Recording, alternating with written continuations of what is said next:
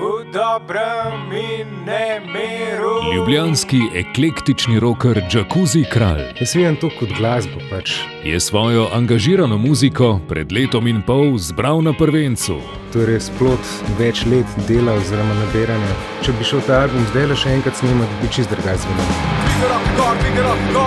V torek ga bo na Valu 202 z bendom prvič odigral docela v živo, osvobojenega studijskih spon in digitalno narekovanih ritmov. Smo dešifrirali to, kar sem jaz naredil v band in zdaj to je tako kot album, ampak meni se zdi še bolj. Jacuzzi Kralj v oddaji Ištekani. Včas je treba pač malo čez sebe stopiti za kakšno stvar, pa se malo pomatrati, kaj.